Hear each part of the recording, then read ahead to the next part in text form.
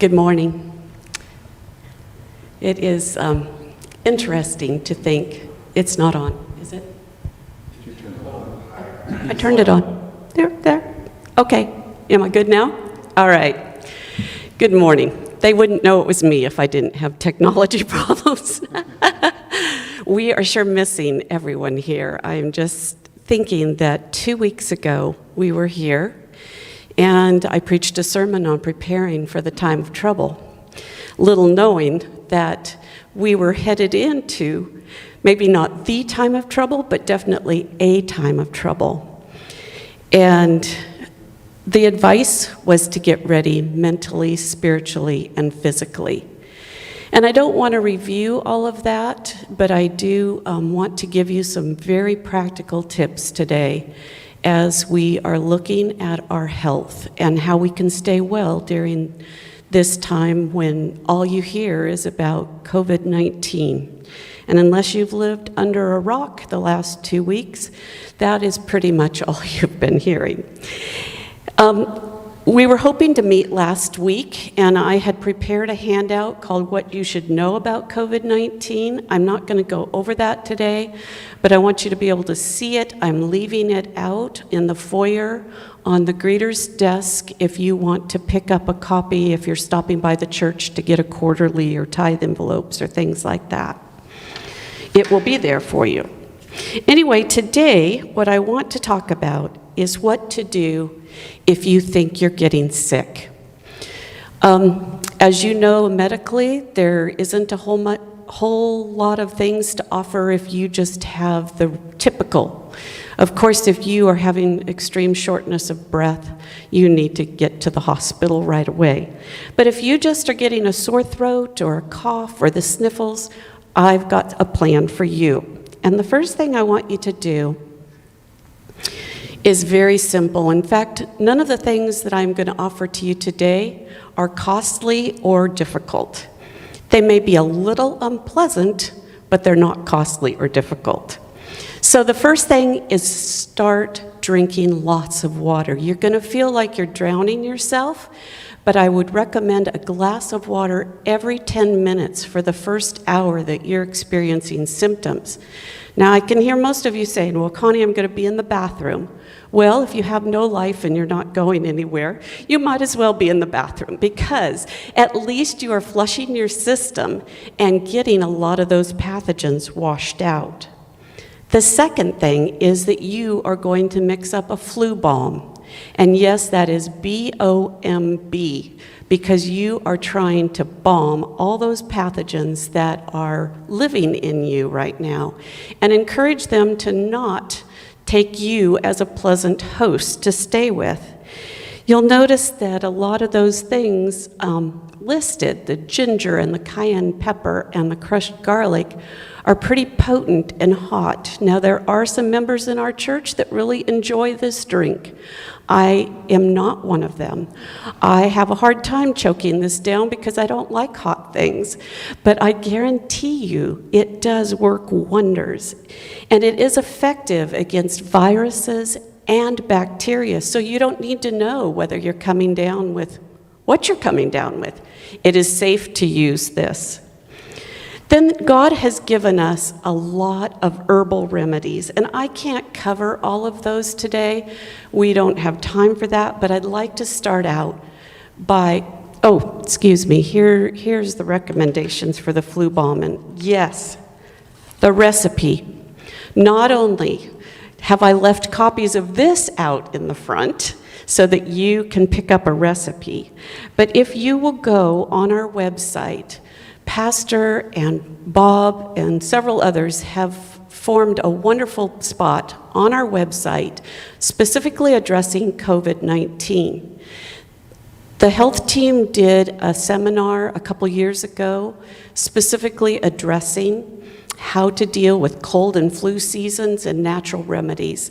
And this recipe is not only given to you on that during that seminar, but it's also demonstrated if you are unsure how to make it. Okay, the next thing is garlic. Now, if you're really brave and bold, You can just pop a whole clove of garlic and munch away.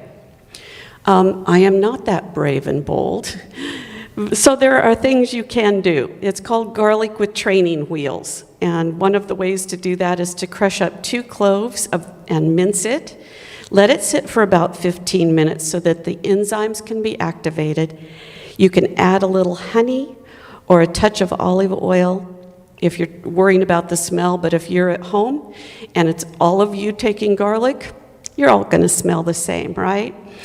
If you put the olive oil on it, it's really good on a slice of bread or crackers, and it will work well.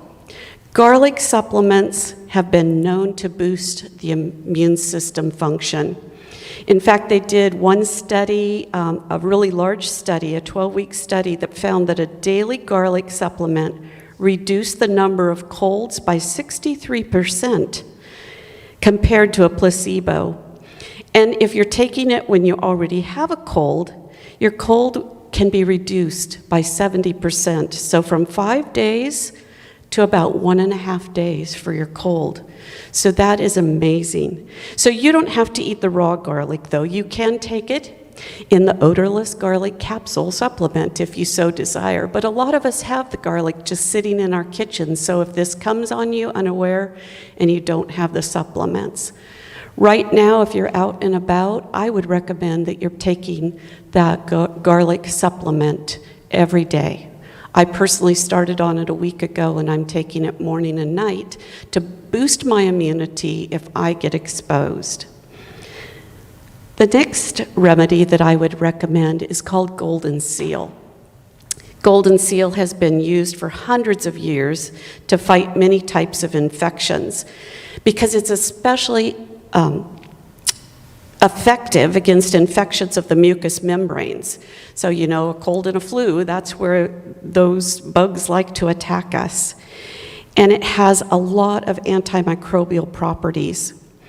If you are a person who gets colds and flus regularly, I would highly recommend that you take a golden seal and echinacea supplement throughout the flu season. So right now would be a good time to be taking the 2. If you have an immune disorder, though, please be careful. You should not be taking echinacea. The next one I would like to share with you is elderberry. Elderberry juice has been around so long that Hippocrates, the father of medicine, called the elder tree his medicine chest. It is a very good home remedy to treat the cold and flu, and I'm adding that with my garlic. Elderberry, fortunately, tastes the best of any of these things, so you can get it in syrup form, you can get it, they have a vegan gummy that is pretty tasty. In fact, you sort of think you're eating candy if you use that. But it does reduce the severity and duration of the infection if taken, here's the trick, if taken within 48 hours of the first symptoms. So God has given us a lot of natural remedies, but we need to start them as soon as we feel sick and then continue them. Do not just take them for a day. You would take them like you would a course of antibiotics. So a 7-day course or a 10-day course. If you're still having some symptoms at the end of 5 or 6 days, I would extend it out 10 days. If you are all done in a day and a half, because it's been so effective, then it's fine to stop it after a week.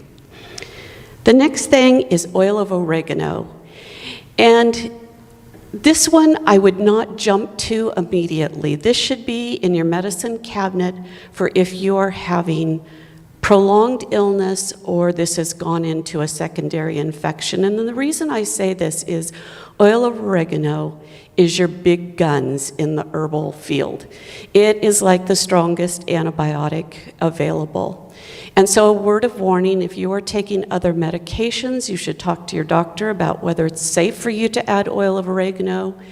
And even if it is okay, you should treat it like you're taking an antibiotic. Take it faithfully for 10 days, and then do a course of probiotics after it, because it can kill so many pathogens that it kills our good bacteria, just like an antibiotic does.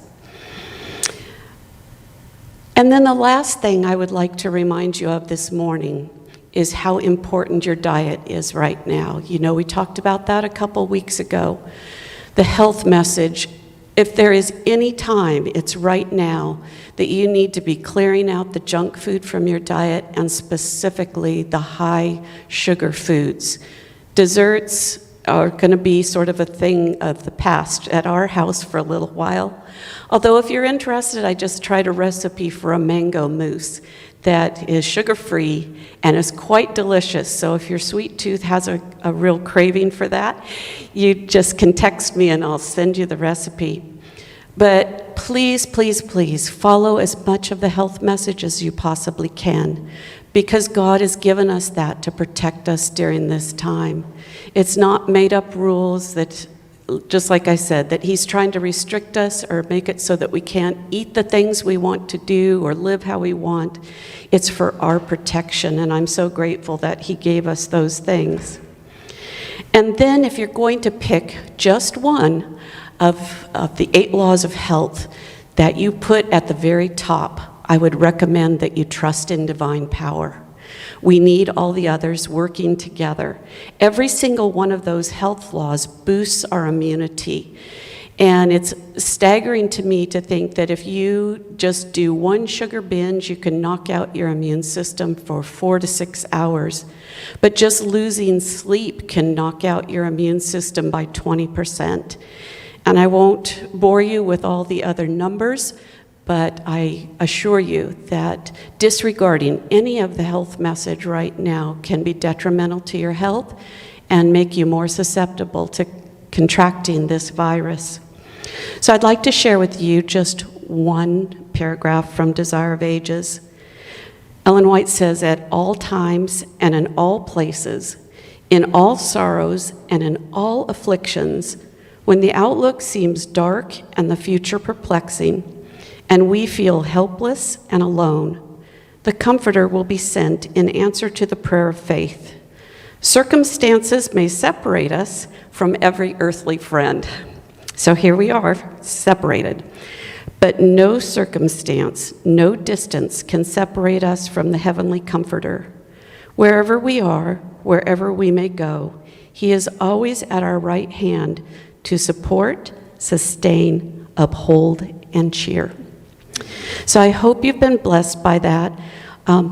This has been just a quick version because there are a lot of other supplements and things in our pantry that can help us, but we may look at those another day.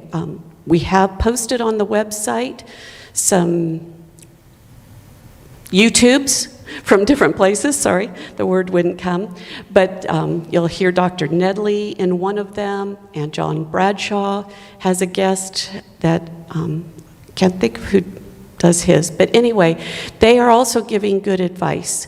I am sharing with you today the things that we've used in our home, and I can guarantee that I've tried them, they work, and I'm praying for all of you and that your health will stay good and that no one in the Whipple Creek Church will come down with this virus. Have a good Sabbath.